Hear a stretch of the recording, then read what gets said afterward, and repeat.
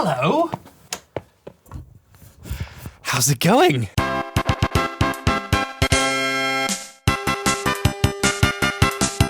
Welcome to my set. And by my set, I mean my mum's garage.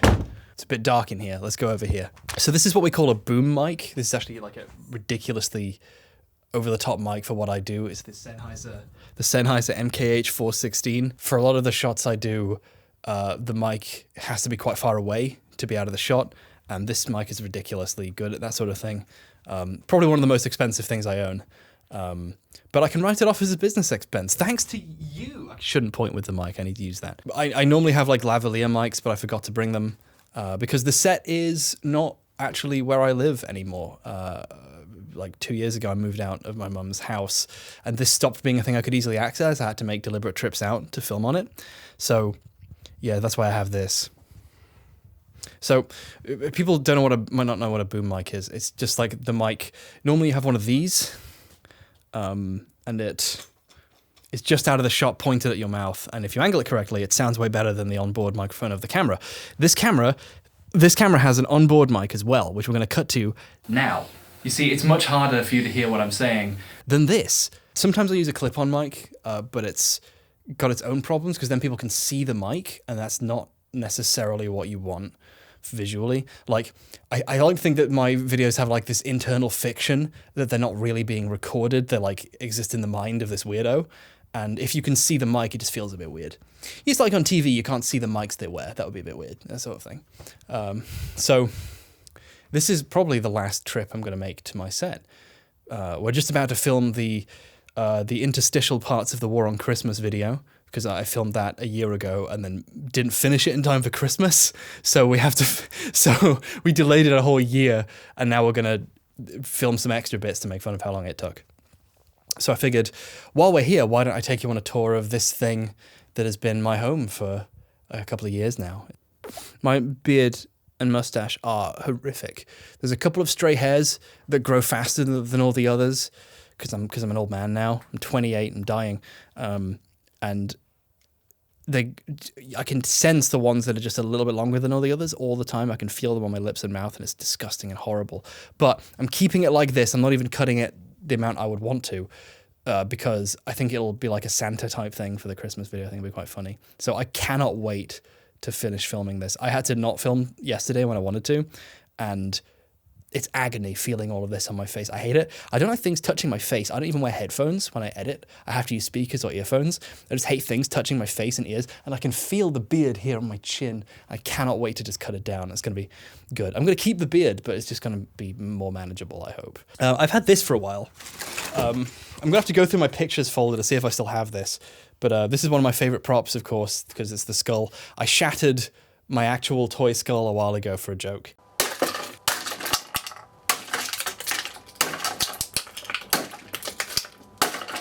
And then when I went looking for another one at Halloween, they had this whole skeleton with glowy eyes if you press a button in the back of his head, but the button's fallen off at some point.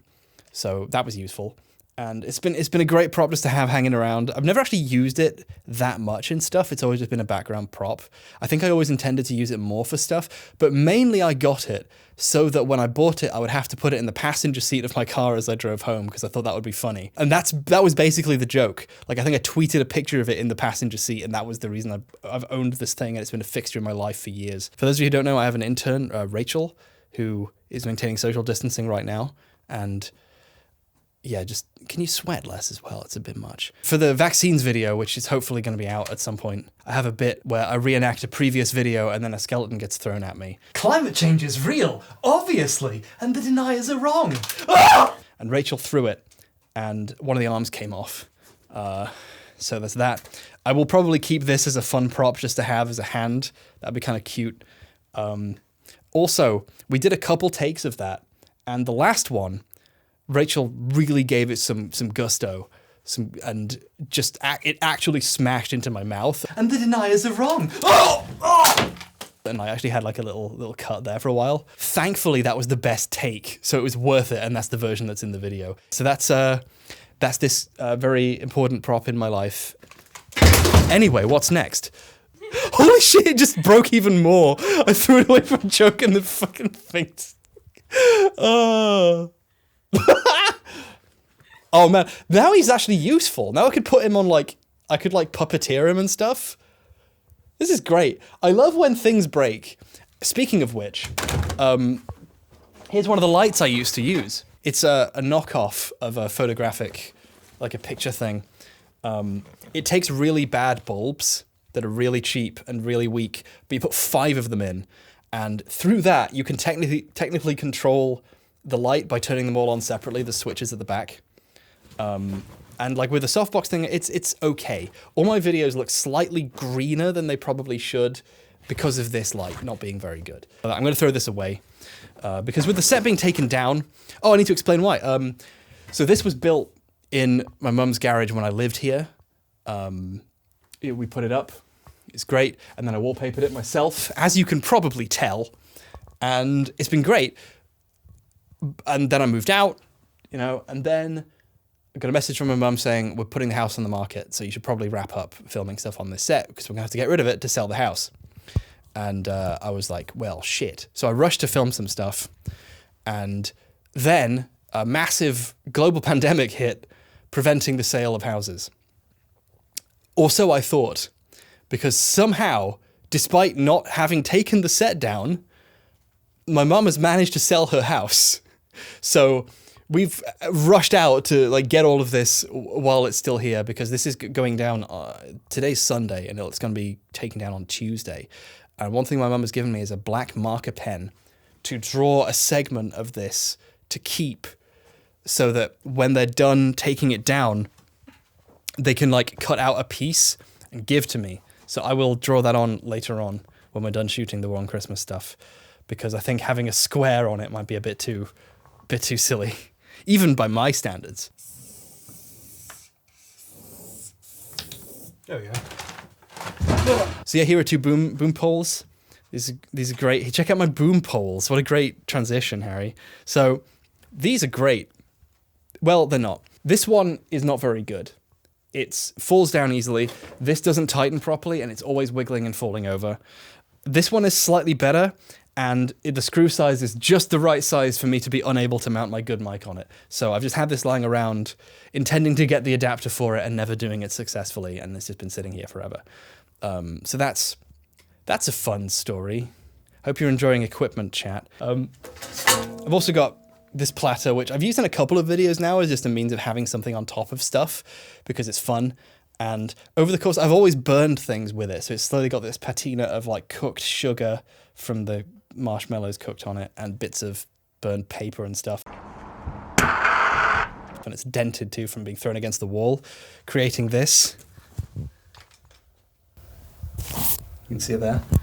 So that's been good. So I might have to throw this away because it's damaged enough that I can no longer use it as an actual serving platter. But I never actually have. I don't live a life of luxury, as you can probably tell. So this light is my current pride and joy. It's very, very bright. The camera's stopped down a lot to keep everything looking good. But if you pan around, you'll see that it's basically all black everywhere now. Like it's dark. It's late afternoon. The sun's going down, but it's not night yet. But you can stop it down all the way, and it's still like, I'm pretty well lit because this thing is bloody bright. This is the Aperture C120D. This is another like needlessly expensive thing I got to make my life slightly easier. It's just super cool. It's an LED light. LED lights I think usually are bad, but this is so bright that it kind of counteracts a lot of the problems that they normally have, and it's really cool. It takes batteries, like these big, huge batteries. It's fantastic. But honestly, if anyone wanted to do YouTube, you don't need that. It's overkill. It's silly. I got it to see what it would be like, and it was good. It's not really that much worth it. You could do way better. I'm going to turn on the actual lights so that you can see other things around. What you really need are some cute little lights that you can do more useful things with. Because you'll notice this is huge. Look at it. It's bloody massive, right? Like, if I didn't literally have a garage with no cars in it, because this house was... Okay, story time. My mum moved into this house, and it used to be a very small bungalow that a man used to raise dogs in. Like he bred dogs like for a living or something, and the house smelled of huskies and it was terrible.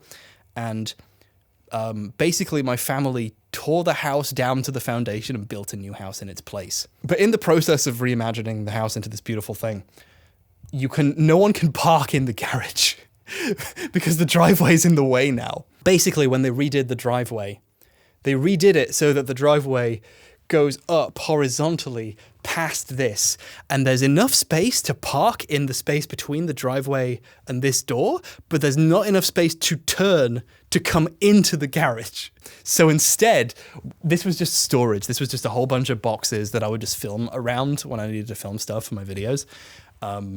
So the set isn't like in anyone's way really, because it's impossible to park cars in here. But anyway, like if I didn't have this ridiculous space, which functions as a studio, I would not be able to have this ridiculously huge light in here. And some people use 2 or 3 of these. So what you actually want is something like this. This is an Aperture MC light.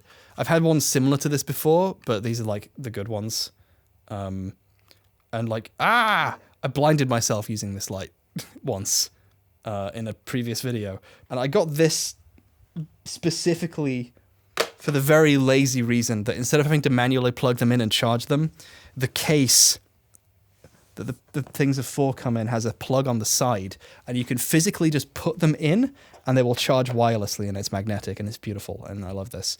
And like, these are decent enough that 1 or 2 can function as, you know, in place of a huge annoying light that would be a pain in the ass to use. So if you want to light stuff, get really small lights that fit in places easily. These are magnetic and really light, so you can just tape them to things. I think like if you want to be creative, if you want to be a creative person like me, which I definitely am, I promise, get something that you can use fast and easily. Like, that's the thing I've seen a lot of people do is they try and do the theoretically best thing, like get the nicest camera they can afford, and then they don't know how to use it, and it's not that usable. Like a lot of really nice cameras, like RED cameras, are heavy. Like you need multiple operators to really use them properly. I think my friend Dan Olson once compared the RED cameras to a horse, which is if you leave it alone on its own, it will die.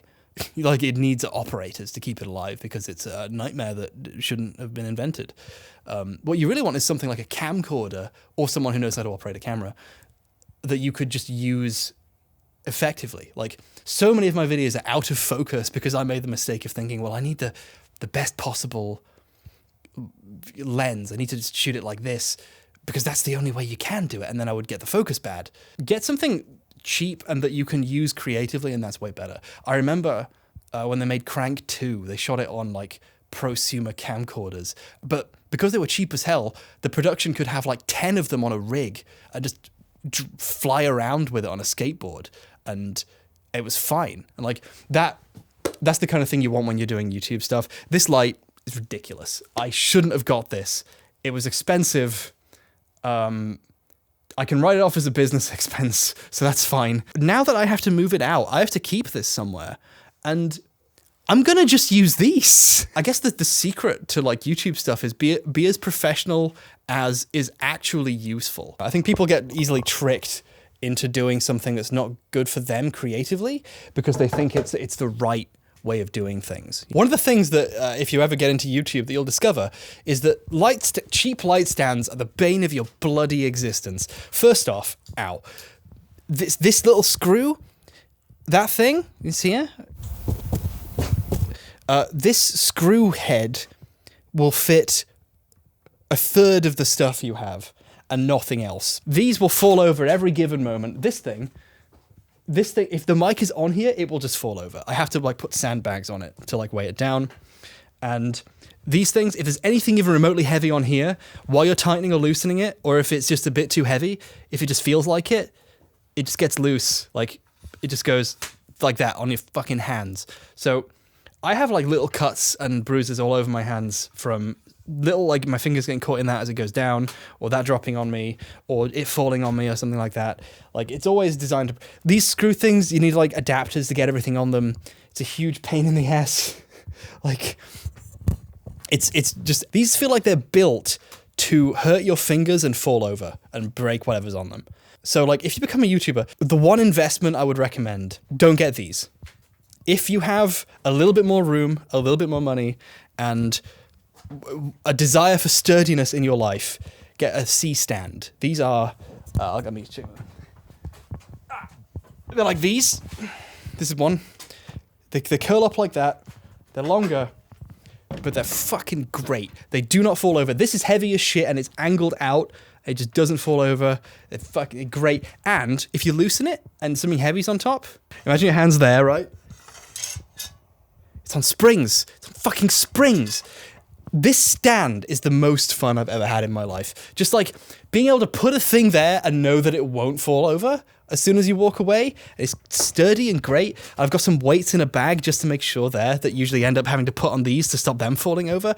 This has been the most beautiful thing I own. It's incredible. So get a C-stand. Get a C-stand if you have anything heavy. People get really weird with tripods. Just get a Manfrotto tripod. That's fine. It's good. And then, whatever. I hear a lot about quick release plates, which people used to like put on and take cameras off fast. But I've always been terrified that I'll put it on wrong and it'll just fall over or something. We're observing social distancing, but my mum did bring me a cup of coffee, which is very nice of her. Thanks, Mum. They're packing everything up and I'm preparing to take this down and just reminiscing on all the good memories I had of this set. So when the set's gone, I don't know what I'm going to do. I think I'm going to have a running joke where I'm just going to be hiding out in various weird public places or something. Or just in a shed. Because I think it'd be very funny to sort of have this adventure where I'm just lost and stuff. I think I would really like to do, actually, if the disease ever clears up, is go to Philosophy Tube's house, film a thing in, like, their cupboard, and have some kind of funny crossover thing like we did with the Flat Earth video, where there's two sides of a video happening at once, so you can see both perspectives. It'd be funny if I had a video where Philosophy Tube caught me in their house. So I should do something like that. I don't know. This is an idea. I'm still figuring out what I'm going to do without this sec.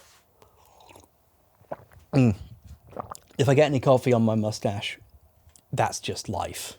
We're going to have to live with that. Oh no. I'm embarrassed now. So, funny thing about filming in a garage, not garage. Garage, it's garage. It's how it's pronounced. In the Geneva Convention. It's bloody cold. And I've been filming here for years, and people have always said, Harry, you need to get some nose pore strips or something, because your pores look terrible, you look bad, your makeup and all that stuff, and you must be sick, or why are your eyes so red? It's because it's bloody cold, it's freezing in here. I have a behind the scenes video, which you can go look, where, when I emerge from the lost.jpg picture, there is steam coming off of my head, because the gel on my head is just convecting out all of my remaining heat, because it's just really cold in here, even in the summer. We've had a pretty warm summer, and it's freezing still. Here we are on the actual set. This is some wallpaper that I got from IKEA, which I'm currently trying to make sure I source a bunch of before I move, so I have some in case I ever want to recreate the set, or just do something fun with it. And I actually deliberately put it up wrong. You can see there's rips all over it. It doesn't quite reach the floor, or it goes all the way into the floor, or, it's torn off in places, or there's chocolate all over it. And I think this has really added to the tone and aesthetic and texture and feel of my videos. Something kind of fun I've been doing is I'm trying to recreate the set in 3D for a shot at the end of the vaccines video. And something I've discovered is, because I put this up wrong, there's a lot of weird misshapenness to this. This sticks out. And the wallpaper doesn't loop and interconnect properly, especially here where it's all been destroyed, right? And because it's slightly 3D, there's even bits falling off it now that I've burned and stuff. It's great. Because it's all slightly 3D, when you take a bunch of pictures and try and build a 3D model out of it, you don't get three walls that are straight. You get a very slightly undulating, weirdly misshapen texture. And there's some really nice looks to that. I'm really proud of how weirdly alive this thing feels even in 3D. I was worried it would just be this very generic three-wall set thing, but it actually has a lot of feel to it. You will notice there is a hole in the wall, which does affect the value of the piece somewhat, but it's come in quite handy for passing things through, seeing through the wall. It's very useful. Someone bought this house with this here, which I found fucking fascinating. I want to know who lives here next. I probably shouldn't find out. That'd be a bit weird. I can't come and check, can I? A member of my family who does use the garage keeps all of their tools in here. Not as much anymore because they're moving out, but I've got this. When I thought to like hammer through the wall, I just thought to do it on the set.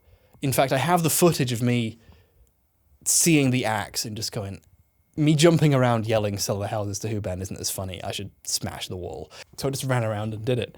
And then for the vaccines video, we did more. It's been fantastic just having a thing which can, and the chocolate and the tears and all this stuff, like having an object that can become more and more decrepit over time has been a really fun thing to keep track of in videos and to like really show off. Because I think a lot of YouTubers, when they sort of get their set, it's just, oh, here's my nerd cubes with all of my shit, all my old Nintendos, my Pip-Boy is hanging out in my stuff, and they light it all nice, and then they show it off, and that's it. It's like this pristine object. And for me, that always feels very fake. I have always tried to do the opposite of like show off a lot. Like when I noticed that other people who made videos similar to mine were getting prettier and wearing makeup and using good lighting, I started lighting myself as flatly as possible and started putting trash on the floor and just crawling around in it. For me, that's more authentic because it isn't trying to make me look good. And living in a space that physically is like the manifestation of falling apart, it literally is falling apart, has been so creatively invigorating. I don't know. It's funny because this is obviously a fake wall. Like, it is literally artificial, but it feels more authentic because it's allowed to fall into disrepair and like actually not look pretty. And that feels like a more honest manifestation of my inner ineptitude than if I tried really hard to seem intelligent or cool or like I know how to build things. So you get a sense that effort went into this, but not effort to make me look good. I think that's really, really fun. Because it'd be very easy for me to like get in shape and use makeup and learn to light myself properly. But if I spend that don't laugh at me. But if I spend that time on like my arguments and on like, look at what I can get away with doing because my point is good, I think that's got a very specific textual effect on the work that's far better than like, I've got this pristine shot of me talking to you with my nice hair. Imagine having hair. God. I remember making the Christmas video and thinking, this is awful. I hate this. I can't wait to not have hair and finally be done with it. And now that I have no hair, I'm like, this is awful. I wish I had the hair. There's also a camera slider here, which I used exactly once. The mount on it is for like, for cameras, but it doesn't have any kind of adjustability. You're supposed to get like a tripod head for it to then adjust that and mount that on top. I never did. I never remembered to get it. So I can use it like sometimes if the camera happens to go on at the right angle, and I never have anyone to operate the slider. So thank you, Rachel, for existing now. I've literally never been able to use the slider because I forgot where to find the thing that goes on top. So I just have a slider that's just useless. So that's my life. Over here is my beautiful parents' fridge. Many times in videos, especially when I used to film here, remember when the desk was the big desk? I would sit here, especially when I was filming here. But even now, every now and then, the fridge goes on. It goes, and then it ruins a take. And there used to be two here, but they're gone because they're moving out. Plus, here's a fun fact. Over there, pan over as if you could see it, the house next door still raised dogs. That's just a thing people do for a living where I live. Civilization hasn't got here yet. So, if I'm too loud, or if a car horn goes off, or if anything fucking happens, 12 dogs start screaming. And until I got this decent mic, fucking you can hear them all the time. It's maddening. In fact, I used to have a gun that only shot blanks, and they were made for the purposes of training police dogs to respond to the sounds of gunfire. I had a friend film me with it, and I fired a single blank into the air so I could get the sound effect to use in videos, because I thought that'd be cool to create my own sound effects. I can't use that sound effect because after the first 4 milliseconds of the gunshot sound, you hear about 100 dogs all over the village yowling. And then about 6 milliseconds after that, the guy holding the camera goes, "Oh, Jesus!" So yeah, it was a very realistic gunshot sound effect. One of the main difficulties of filming has been those bloody dogs. Whenever I'm yelling in a video, I'm carefully modulating my voice to be just quiet enough to be a yell, but just not enough that the dogs will start, because it ruins all of the takes. So between that and the fridges, because if I'm too quiet, you can't hear me over the fridges. So it's just a huge pain.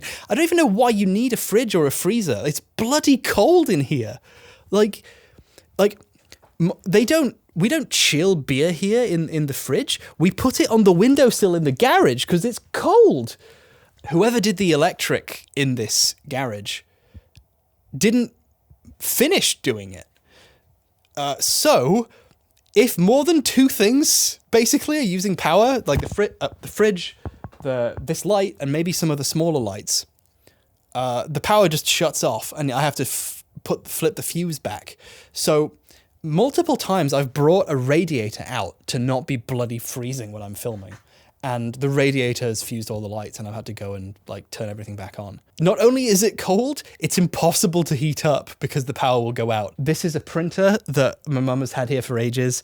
And because she's moving, she's trying to offload as many things as possible onto me. So she's like, "Harry, do you want a printer?" I'm like, no, I don't want a printer. Although ironically, I only have a printer that does black and white. So I probably do want it, but on principle, I'm not going to let her offload all of her shit onto me. I've got all these props, which we used in the Christmas video, which I still haven't actually given to my cousins. When I make a video saying I'm giving these to my cousins, I can't then give it to them, and then the video doesn't come out until a year later. That seems wrong. So instead, I just didn't give them any presents, and now I'll give it to them. It'll be fine. This is a external monitor, which is useful for if you're filming yourself with a camera, so you can see what the camera's filming. When I got this, I started being in focus slightly more often. So I'd recommend that. Get some kind of thing. I actually asked around what monitors a lot of YouTubers use, and some of them use a TV that they keep on a wheeled stand. That's really useful. If you can get a thing with focus peaking, which means that the edges, the things in focus are red, that is really handy. So if you're a YouTuber, make it so that you can tell when you're in focus. Just take it from me. I learned that the hard way. I forgot this was here. This is a box filled with my old Warhammer toys that's just been here the whole time, and I had no idea it was here until we started taking things out for the move. And I can finally finish painting my Tech Marine. You can tell when I was a child that I knew I wanted him to be blue, but I didn't know how to paint anything else. It seemed too finicky, so I put it off, and I guess I never finished it. So that's my Warhammer story. Somewhere I have a codex for the Necrons because I wanted to start doing Necrons, and then I remembered that I needed money to live. I think I had this as a child. It's like a bug catching net that I've literally never used for anything. I don't know what the story is for all this stuff on the garage door, but I think whenever something needed spray painting green, what do you spray paint green? They would do it against this wall. I don't understand what this was for, but if you remember, I shackled myself to this with some pink cuffs once. That was kind of fun. I would get on the floor, but it's disgusting. Normally, this is full of boxes. This is the most maneuverable this has ever been. This is a convenient space now that they're moving out. Before then, it was just full of all of my trash, which I'd never taken with me when I moved, which I've had to finally take. And just all of this stuff. A bunch of tiles from when the house was being built. So it's a much more usable space now that I'm leaving. So I'm having all these fond memories of wasn't it great when I had all this space? And then my brain's going, no, you didn't. It was really hard to maneuver behind the set. So it's finally usable. So for the shot where we jammed the picture in, we actually just taped it at the back to hold it in. Rachel did this. I'm terrible at taping things. I was just going to be yeah, so this is the set. Check it out. Here's the stuff. Here's the whole. And instead I rambled for an hour about everything on a free associative rant. Remind me to pay you. For those of you who are wondering what the lights, there's this weird shimmer on the screen. That shimmer is what happens when you use regular lights to light things. That's why people use real lights to stop, like, you can kind of see it right now on my face, can't you? Like, it's kind of going past. That's because, like, light, those actually aren't on all the time. They, like, flicker just faster than the human eye can see. And the flickering does show up on cameras as, like, this roll. And proper video lights don't do that, and that's why you need separate lights.